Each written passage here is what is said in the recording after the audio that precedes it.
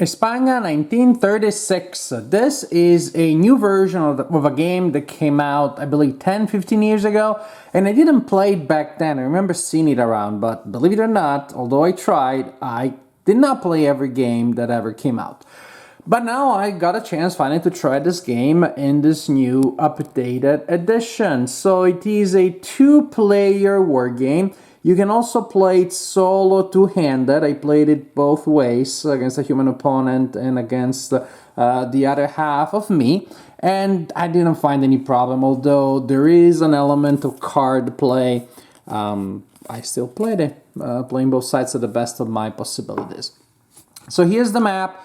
It is a mounted board, very nice, very clean and functional. It can get a little bit busy, but not too much because it's a point-to-point map. So even when you have some stacks of units on the board, again, it's not too terrible. You can still place your fingers there and move stacks around, like so.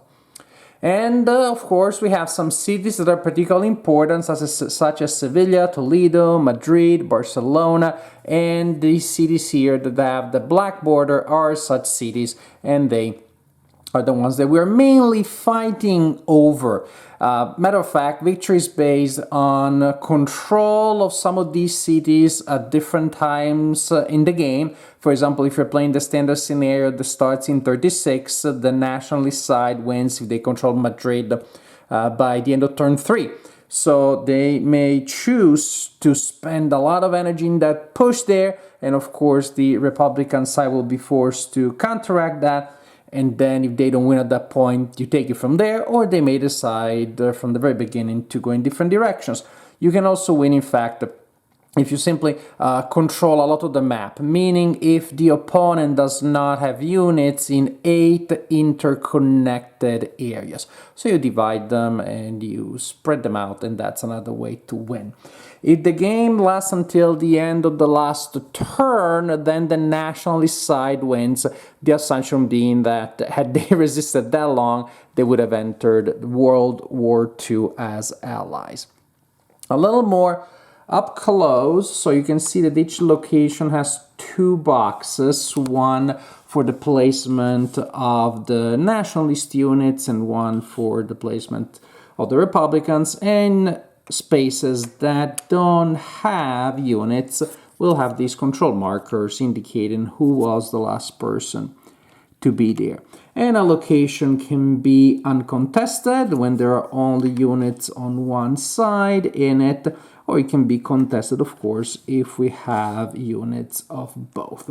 Contested and uncontested have a major impact on movement. That's super important. Because, let's say, a turn will start actually with the draw phase, in which you draw cards. Each side has 2 decks, one used in the first turns, represent the first 2 years of the war, and the other for the second part of the war. Each card has an event, which is pretty powerful, and a combat modifier, which is also pretty powerful. Very rarely did I have a case where I was like, oh, this is a completely useless event or completely useless combat bonus. And you can use the combat to support your own attack or to weaken the attack of the opponent when they are on the defense. But these events are just so good. Some will give you permanent bonuses, some will give you really nice support. So, important. I wanted to talk about movement, remember that, but then I realized, let's talk about the units first. You're gonna have military units represented by counters that give you the value, so 1 and 3, that one takes a reinforcement, the 2 becomes a 3, that one takes a reinforcement, it becomes a 5. Math worked like that in the Spanish Civil War. And then you have support, you have tanks and aerial units. These, of course, move faster and more freely than tanks. But if both sides have air support, in a fight, then you have a dogfight before you see if they actually get to support land troops. And your tanks, that's really awesome to have them. However, they're also brittle because when you use them in combat, you always attach them to a unit, and if the unit they're attached to is eliminated, so is the tank. And then we have generals. Generals, here we go. They have sometimes modifiers which can be positive or even negative. Some generals are not that good. And you need a general attached to a group for the group to be able to attack. You can still move them around without a general, but when it gets real, you need a general. So these are the military units that you have. Now finally, I want to tell you about movement. Hooray! If your units start in an area that was not contested, they can move as far as they want, following, of course, connections on the board, as long as they don't enter areas controlled by the enemy. And so, for example, suppose that this is the case. There you go. These people don't have, they're not in a contested area. They can go around quite a bit, and maybe they decide to go around here. They say, hey, how's it going? Nice place. And they go here and they decide to stop there. Well, they enter there and therefore they have to stop. If you start in an area that is contested, such as that one, you can only move one space, so just out of it, and only to an adjacent area that you already control, or that has your units in it. So you can move from a battle to reinforce another ongoing battle, but you cannot start a new one. And suppose maybe I decide to do that. I don't know why, but I just did that. And now when it's that player's time to move, they're not contested, so okay, they can go wherever they want. That's for movement. So during a turn, first you draw cards, then you have movement, then you assign these generals here. And the sides, again, they have different amounts of generals, different combinations with different modifiers.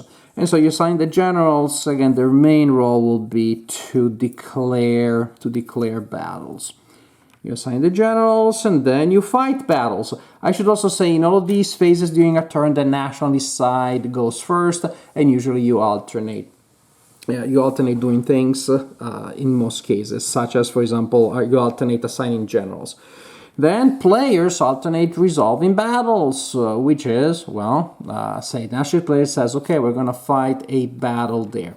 Now you have a player aid here that is very nice, and you may want to use at least for the first couple of battles. After that, it becomes pretty intuitive and maybe not super necessary. But you move your units to the player aid. The military units go where it says military units, support where it says support. It's pretty intuitive, and if you have a general, I think you can figure out where that goes in the general box. Now, if we have, and the airplanes. If we have airplanes on both sides, as I said, there is a phase in which they fight against each other. You roll dice to see if they get to support troops, or if they don't support, but they are moved to the use units, or if they don't support land units and they are eliminated on top of that. And this would not be the case right now. And suppose it's the nationalists attacking. So the fight is always going to be one-on-one, and the attacker chooses one of their units and a unit of the enemy fighting against it, just like that.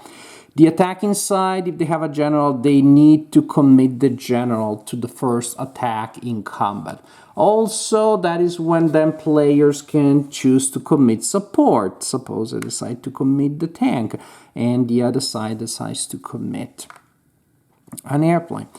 And then you can also play cards to add dice or to modify dice. Again, in this case, the national is attacking, so they will use on this side of the card if they use it in support of combat. And the Republican player, if they are playing, they would be playing this side. So as you can see, removing dice from the opponent or giving penalties to the opponent, as the attacker is adding dice to themselves. Suppose nothing like that happens, so what we have here is we look at the number of dice that are rolled, and that would be the number of dice. This side will roll 2 dice, and this side will roll 2 dice also, 1 plus 1 from the support. The little tiny numbers that you see here are the modifiers. So, for example, these inexperienced militia fighters will have a -1 to their best die. As opposed to this side here, we'll get a +1 and a +2, which they can choose to spend on the same die as a +3 or give it to different dice. Yeah, positive modifiers are more flexible than negative modifiers. You roll all the involved dice, you apply all modifiers, and after that, each roll of 5 or 6 of the modifiers is a hit on the opponent. You suppose that this side took a hit and the other side didn't, so we remove that unit. Now the attackers can attack only once, and so after that they go to the spent used units, but the defender may defend multiple times. Suppose that now we resolve that and that unit is eliminated, and now this attacker decides to engage with that one again. So the defenders may just be attacked once per attacker that there is, but each attack after the attacker goes to the used unit area. That's how you resolve combat. That's the general idea. So after you resolve all the battles, it's time to resolve the events. Remember these awesome cards with these awesome events on them? You can play up to 3 of them, per turn during the event phase, and again alternating. If you want to play it, first this side plays 1, and then the other side plays 1, and so on and so forth, up to 3 times. This is a really good card if the Republican gets it early on, because now their militias don't have the penalty. Just an example of a long-lasting bonus. But the combat is pretty good, but the long-lasting bonus is pretty good also. After we play events, we check to see their victory conditions, and then, not every turn, but at the end of every turn that has a flag, we get replacements, which we use to improve units on the board, say to turn a 1 into a 2, or a 2 into a 3, or to bring new units onto the board. And what the conversion is, like replacement point per unit, changes during the game, so the replacement points give you more stuff later in the game. How many replacement points do you get? 1 per city, per like major city that you control, 1 per major city that is contested. And say for example that the Republicans control 3, 4 contested, and that means that the nationalists, 5 and 5. So that would be that the nationalists control 2, because the total is always going to be 12, the total. So what happens, again, you get 1 for each point for each city that you control uniquely, and 1 per contested. So right now the Republicans would have 10 replacement points, and the nationalists would have 7. Bit unusual that the contested cities actually yield so many resources while people are fighting. They give the best that they can to both sides, but that's how it works. This is the general idea, friends. Start by drawing cards, then you have a movement phase, then you assign generals, fight battles, possibly play events, occasionally get new units on the board, and continue like this until a player has met the victory conditions or until the end of the last turn, in which case the Republican side wins. This is an excellent game. I'm so impressed. Game design in the last 10 years or so has moved so fast and so far, and has improved so much. So sometimes you have games from like 10-15 years ago and you almost feel like they belong to another age. But this one, although I haven't played the original, I have to tell you, this one has withstood the test of time because it feels as nice and fresh and relevant and hip, if that is the word, as anything that just came out recently. It is such an impressive combination of playability and historical detail. This is exactly what I'm looking for when I play war games because, well, I want a game that feels historical. Otherwise, I'll be playing something about Star Wars or Star Trek or The Lord of the Rings or whatever else. But also, I do like games that are playable, and as I grow old, I enjoy simplicity and elegance even more than I did as a younger man. This game is impressive in that regard because the general mechanics are very simple. Yeah, sure, the turn, as I explained it to you, feels like it has a lot of steps, but also those flow very well, very naturally. And the main core of, I would say, every war game I ever play, which is movement and combat, feels very streamlined, very intuitive, and yet it has so much historical detail, so much crown. And it starts from the way the units move and fight and interact. Yes, tanks are awesome, but also brittle. You give those great tanks to a weak military unit, they're gonna get lost. This is pre-blitzkrieg, so during the movement phase, the tanks don't go ahead of infantry. Very nice touch. Air support is pretty nice, but again, there is a really big risk that you're taking as if you commit into a dogfight. But maybe the thing that impresses me the most is the integration of the various levels of warfare. You're looking at the whole warfare here, or the whole war here. But yes, when it comes to the battle for Madrid, you really see those units fighting against each other, those supports being committed, those cards being played. You have a tactical feel. When you get to the movement of troops, you get the operational feel. And the general function of the game really gives you also the strategic element. Because as cards come into play and the decks are replaced or integrated, and the replacement costs change, then you see increasingly bigger units coming into play, more tanks, more airplane. You do get the sense that fighting in 38 is different from 36. It's a lot more chaotic, and there's more of a magnitude of events involved. In that sense, it's just impressive how you have the scope of the war, and then each battle feels like indeed a battle at the tactical level. Really impressive. And for the general narrative, or I would say the general flow of the game, it is also very nice that you have an element of attrition. There are going to be battles that are going to be on the board for years. Possibly Madrid is going to catch the attention of both sides as they keep pouring forcemen there.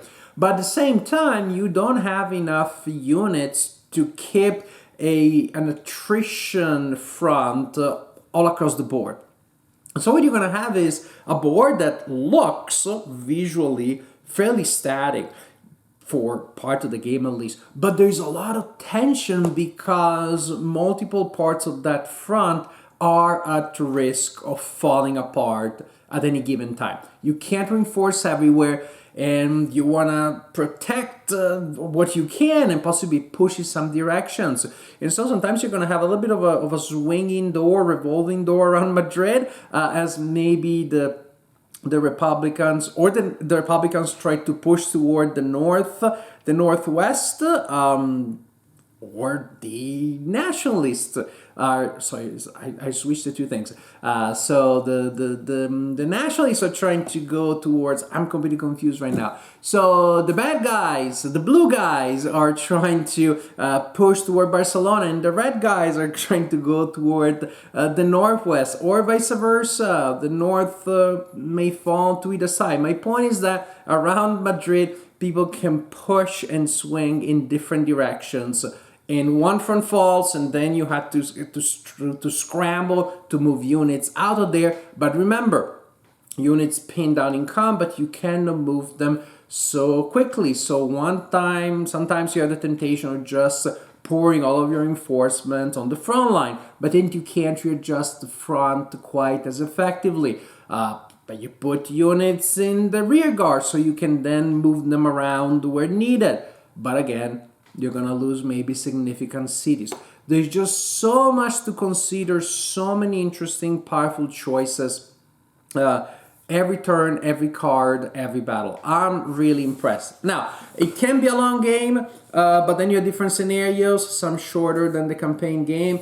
However, if this is you want even more, there are optional rules, advanced rules that also include naval combat. So you also have basically different variants in which you can play the game, allowing you to tweak it to whatever you feel like playing that day. So in general, for the combination of playability and historical detail and feel and flow, I had to say this is a truly impressive game.